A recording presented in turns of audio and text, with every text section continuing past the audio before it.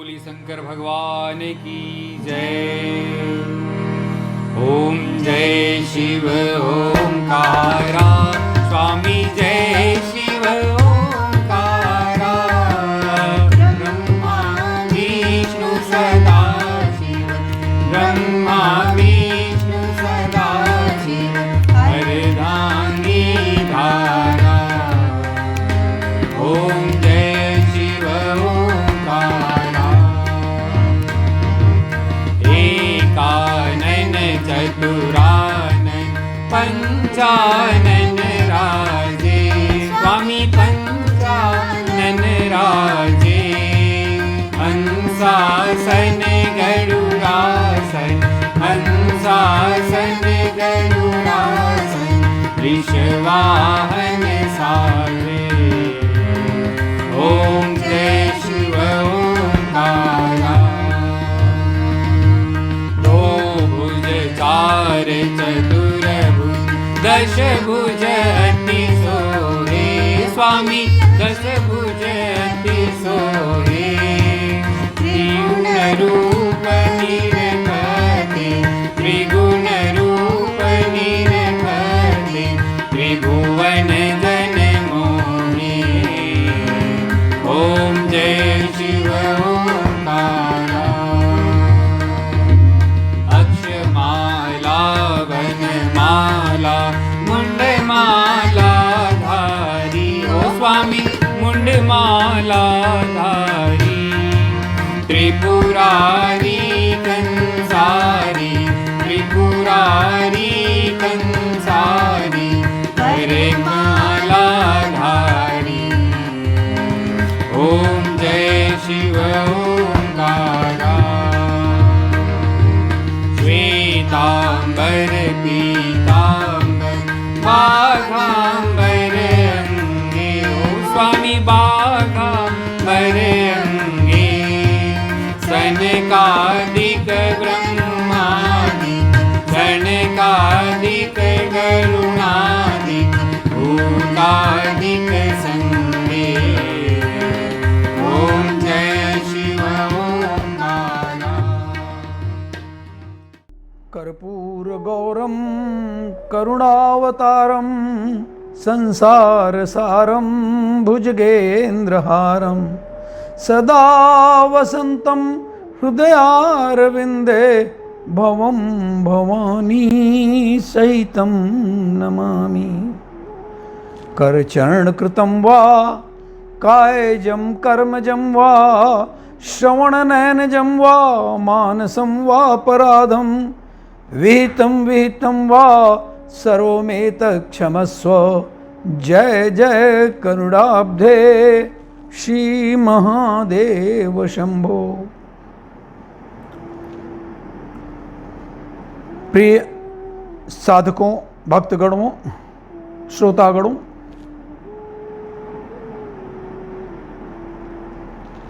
यह बात हम लोगों को जान लेना चाहिए कि भगवान शंकर से और पार्वती जी के सम्मिलन से कोई संतान कभी भी नहीं हुआ। कारण यह था कि भगवान शंकर के वीर्य में इतना तेज था, इतनी अग्नि थी कि वह बर्दाश्त नहीं हो सकता था। और यही कारण है कि इनके जो भी पुत्र आगे हुए, या चाहे श्री गणेश जी या कार्तिकेय जी, कार्तिकेय जी के बारे में तो आपने विधिवत सुनाई, या अन्य आगे, जैसे अभी मैं आपसे चर्चा करने जा रहा हूं अंधकासुर के बारे में, आगे जलंधर के बारे में बात करूंगा, या अन्य कोई। ये सभी पुत्र अयोनिज रहे, मतलब योनि से जन्म हुए, योनि से जन्म नहीं हुए थे। एक समय भगवान शंकर को विहार करने की इच्छा हुई। विहार मीन्स आप बिहार का अर्थ समझें कि उनको आउटिंग के लिए, पिकनिक के लिए, ऐसा समझें विहार करने की इच्छा हुई। तब वे पार्वती और गणों को साथ लेकर अपने निवास कैलाश पर्वत से चलकर काशीपुर आ गए। वहां उन्होंने उस पुरी को अपना स्थान बनाया, यूं समझिए राजधानी बनाया। फिर पार्वती जी के साथ रहते हुए उन्होंने अनेकों प्रकार की लीलाएं की। अब हुआ क्या, जैसे होता है, उसमें पार्वती जी ने खेल खेल में, या समझिए मनोरंजन के लिए, शिव के नेत्र बंद कर दिए। जब उनके नेत्र बंद हुए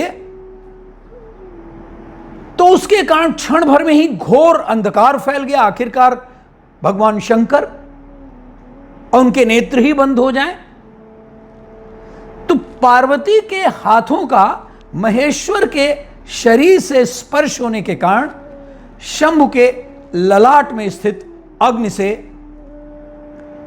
एक जल का बूंद, यानी आप ये समझिए कि संतृप्त हो गया, और उसके बाद उनके अंदर का जो मद है वो जल बन करके नीचे गिर गया। उसके बाद वह मद जल एक शिशु का रूप धारण कर लिया। कितना तेज, कितना अग्निमय उनके अंदर उनका शरीर था। और वह जो शिशु था उसका मुख था विकराल, वह अत्यंत भयंकर, क्रोधी और अंधा हुआ। क्यों अंधा हुआ? कि अंधकार में पैदा हुआ। काले रंग का था, मनुष्य से भिन्न था। और उस अद्भुत दृश्य वाले जीव के प्रकट होने पर शिव जी ने मुस्कुराया, कहा पार्वती जी आप क्यों डर रही हैं? आपने ही मेरे नेत्रों को बंद कर दिया था, और उस कर्म से ही आप फिर डर क्यों रही हैं? शंकर जी की बात सुन करके गौरी हंस पड़ी। उनके नेत्रों पर से अपने हाथ हटा लिए। जैसे ही हाथ हटाया फिर तो प्रकाश आ गया। लेकिन अब उस प्राणी का रूप क्या करे? वो तो भयंकर बना रहा, प्रकाश से उस पर कोई प्रभाव नहीं पड़ा। और मैं बता चुका हूं कि अंधकार से में उत्पन्न होने के कारण उसके नेत्र भी अंधे हुए। तो इसका नाम पड़ा अंधक। अब आगे जाकर के उन्हीं दिनों आप दैत्यराज हिरण्याक्ष का नाम सुना होगा। दिति के पुत्र हिरण्याक्ष, कश्यप ऋषि के पुत्र हिरण्याक्ष। उसको कोई पुत्र नहीं था, तो वो क्या किया कि पुत्र की कामना से उसी जगह, उसी वन में, संयोग की बात है, आ गया। और वहीं वह उस वन में आश्रय लेकर के पुत्र प्राप्ति के लिए घोर तप करने लगा। उसके मन में भगवान शंकर के दर्शन की इच्छा हुई। अतः वह बहुत क्रोधी था वो, लेकिन वह अपने क्रोध और अन्य दोषों को अपने काबू में करके समाधि में लीन हो गया।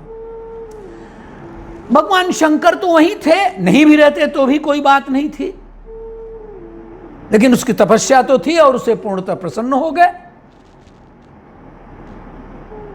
उसे वर प्रदान करने के लिए पहुंच गए जहां पर हिरण्याक्ष था।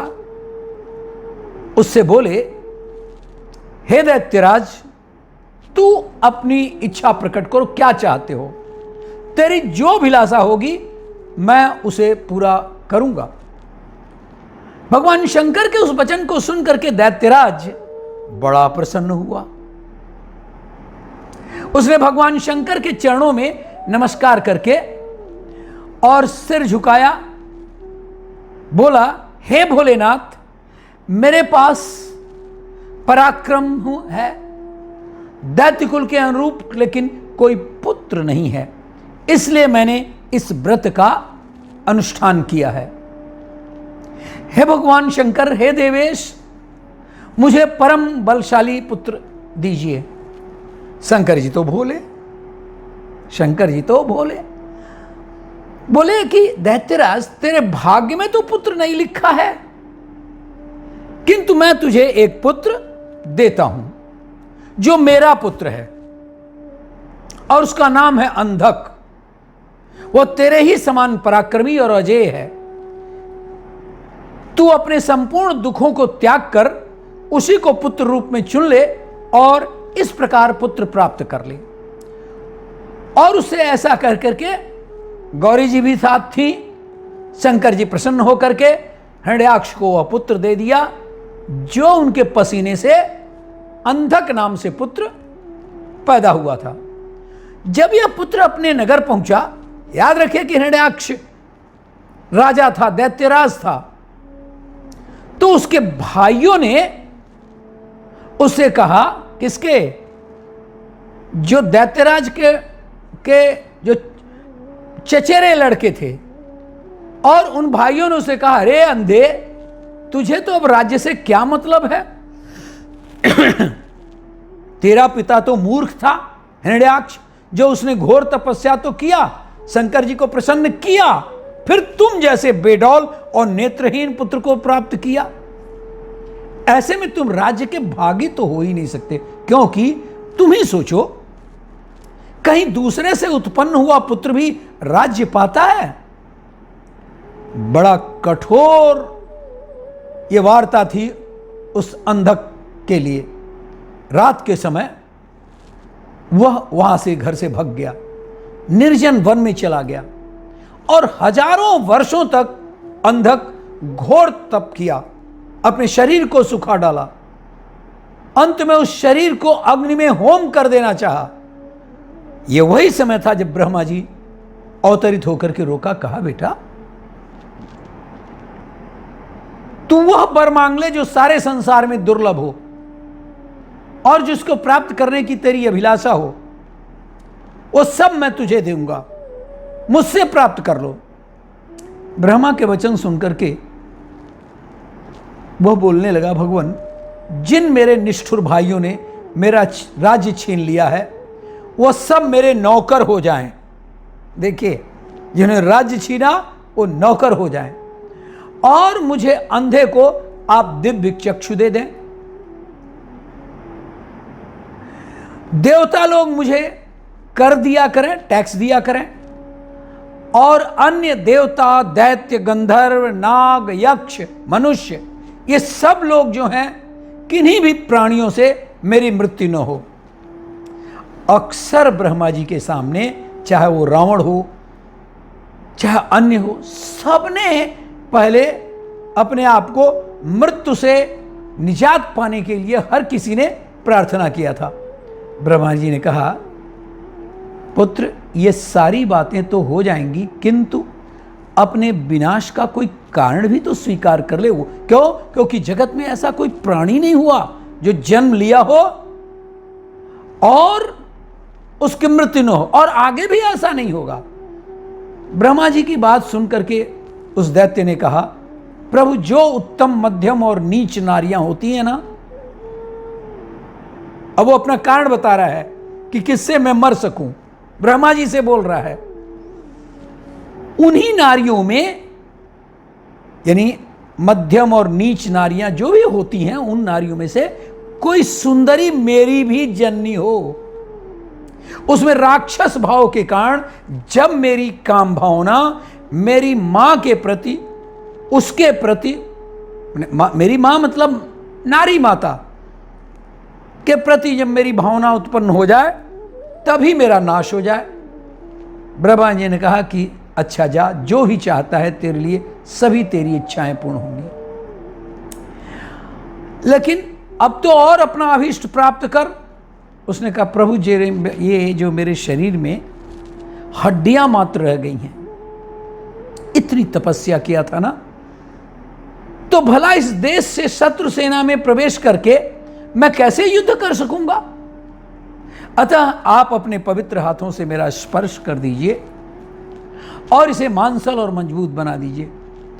अंधक की प्रार्थना सुनकर ब्रह्मा जी ने अपने उसी हाथ से उसका स्पर्श किया। ब्रह्मा जी के स्पर्श करते ही उस दैत्यराज का शरीर भरा पूरा हो गया और उसमें बल का संचार हो गया, और नेत्रों के प्राप्त हो जाने से वो सुंदर भी दिखने लगा। तब उसने प्रसन्नता पूर्वक अपने नगर में प्रवेश किया, जहां उसके चचेरे भाई लोग सब उसका छीन लिए थे राज्य। उस समय प्रहलाद आदि ने जब उसे वरदान प्राप्त करके आया हुआ समझा, तो प्रहलाद तो होशियार थे, भक्त थे, तब वे सारा राज्य उसे समर्पित करके और उसी के नियंत्रण में हो गए, वशीभूत हो गए समझो। उसके बाद अंधक सेना और भृत्यवर्ग को साथ लेकर के पहला उसका काम स्वर्ग को जीतने के लिए चल पड़ा। बहुत सारी लड़ाइयां लड़कर नाग, राक्षसों, गंधर्व, यक्ष और मनुष्य आदि सभी को जीत लिया। यहां तक कि उसने भगवान त्रिलोकी को भी अपने वश में कर लिया। किसी को भी कुछ नहीं समझा, देवता, ब्राह्मण, गुरु, किसी को भी कुछ नहीं उसने बख्शा। उसके थे 3 मंत्री। एक समय उन तीनों ने किसी पर्वत के रमणीक स्थान पर एक बड़ी ही सुंदर रूपवती नारी को देखा। वह आकर के उन मंत्रियों ने अंधक के पास पहुंचकर और उनसे बताया, अपने घूमने का वर्णन करने लगा। कहा, देवेंद्र, दैत्येंद्र, यहां एक गुफा है पास ही में। हमने एक मुनि को देखा है, ध्यानस्थ होने के कारण उसके नेत्र बंद थे, लेकिन बड़ा रूपवान। उसके मस्तक पर अर्धचंद्र की कला अपनी छटा भी खेल रही है। कमर में उसके पास गजेंद्र की छाल बांधे हुए है। बड़े बड़े नाग उसके सारे शरीर में लिपटे हुए हैं। उसके हाथ में त्रिशूल है भगवान, तथा एक विशाल धनुष और तुड़ीर भी धारण किए हुए। अपने शरीर पर भस्म का अनुलेप लगा हुआ है, तथा उससे तपस्वी का स्वरूप वैसे ही अद्भुत है। उसके थोड़ी ही दूर पर हमने एक और पुरुष को देखा है जो विकराल बानर सा है। उसका मुंह बड़ा भयंकर है और वो भी आयुध धारण किए हुए तपस्वी की रक्षा में है। उसके पास ही एक बूढ़ा सफेद रंग का बैल भी बैठा है। और तो और हमने उसके पास ही एक नारी को भी देखा है। वह अद्भुत है, अद्भुत रूपवती है। उसका रूप बड़ा ही मनोहर है, वो मन को मोह लेगी। प्रभु, आप तो उत्तमोत्तम रत्नों का उपभोग करने वाले हैं, तो आप क्या करिए, उसे अपने यहां बुलवा लीजिए, वह आप ही के लायक है। मंत्रियों के उन वचनों को सुनकर ये दुष्ट अंधक, जो शिव का ही पुत्र था, कामातुर हो गया। याद आ रहा है ना आपको कि वो शिव का ही पुत्र था, जो उनके मद से पार्वती जी के आंख मूंदने से उत्पन्न हुआ था। और वह कामातुर, उसके शरीर में कंपन छा गया। वह तुरंत ही मंत्रियों को उस सन्यासी के पास भेजा और जाकर के कहा, कहा कि बताओ उसको, सारी बातें हमारी बताओ कि मैं चाहता हूं उस नारी को। शिव जी का उत्तर सुनकर, क्योंकि वो तो शिव जी थे, वह लौटकर अंधक से बोले, राजन, मंत्रियों की बात सुनकर पार्वती पर मोहित हुआ वो दुष्ट राक्षस अपनी ही मां का पुत्र विशाल सेना लेकर के चल दिया और नंदीश्वर से युद्ध करने लगा। बड़ा ही भयानक युद्ध हुआ। तब भगवान शंकर सती को धीरज बताते हुए बोले कि यह लगता है कोई विनाश करने वाला कोई बड़ा ग्रह प्रकट हो गया, अतः अब मैं पुनः किसी निर्जन वन में जाकर उस अद्भुत दिव्य व्रत की दीक्षा लूंगा और कठिन व्रत का अनुष्ठान करूंगा। इधर पार्वती जी मंदराचल पर ही रहकर शिव जी के आगमन की प्रतीक्षा करती रहीं। यद्यपि गण उनकी सुरक्षा में थे, फिर भी उस गुफा के भीतर अकेली रहने के कारण थोड़ा भय भी रहती थी। उनको दुख भी होता था। इसी बीच वह दानव गुफा के ऊपर चढ़ गया। कौन दानव? अंधक। सैनिकों सहित वो गणों के साथ जो उनकी रक्षा में थे वो युद्ध करने लगा, और ये युद्ध लगातार उन गणों के साथ 505 दिन रात चलता रहा। कुछ समय बाद भगवान शिव आ गए, फिर तो घोर युद्ध हुआ। अंधक तो पराक्रमी था ही, सैकड़ों वरदान मिलने के कारण वो उन्माद के वशीभूत हो रहा था। मैं यहां पर एक बात अलग थोड़ा सा करूं। ये हमारे देवता लोग जब कोई राक्षस या दैत्य भी, वैसे वो दैत्य और देवता दोनों के, वो जैसे ब्रह्मा जी थे, शंकर जी थे, ये सब लोग उन सब के आदरणीय थे, पूज्य थे, लेकिन बड़े जल्दी ये लोग वरदान देते थे। तो उस दैत्यराज ने अपने प्राणों का परित्याग नहीं किया। इतना युद्ध हुआ फिर भी उसका परित्याग नहीं हुआ।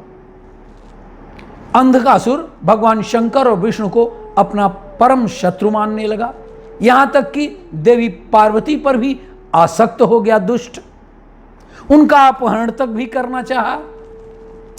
अब अंधकासुर के आतंक की सीमा नहीं रही, उसका शायद अंत अब आ ही गया था। तो तीनों लोकों में व्याप्त भक्तों के संकट को दूर करने के लिए अब शंभु ने अंधकासुर से प्रत्यक्ष युद्ध किया। बोली शंकर भगवान की जय। ओम जय शिव ओंकारा, स्वामी जय शिव ओंकारा। ब्रह्मा विष्णु सदा शिव, ब्रह्मा विष्णु सदा शिव, अर्धांगी धारा। ओम जय शिव ओंकारा। एकानन चतुरानन पंचानन राजे, स्वामी पंचानन राजे। हंसासन गरुड़ासन, हंसासन गरुड़ासन, वृषवाहन सारे। ओम जय शिव ओंकारा। दो भुज चार चतुर्भुज, दश भुज अति सोहे, स्वामी दश भुज अति सोहे। त्रिगुण रूप निरखते, त्रिगुण रूप निरखते, त्रिभुवन जन मोहे। ओम जय शिव ओंकारा। अक्षमाला वनमाला मुंडमाला धारी, ओ स्वामी मुंडमाला धारी। त्रिपुरारी कंसारी, त्रिपुरारी कंसारी, हरे माला धारी। ओम जय शिव ओंकारा। श्वेतांबर पीतांबर बाघांबर अंगे, ओ स्वामी बाघांबर अंगे।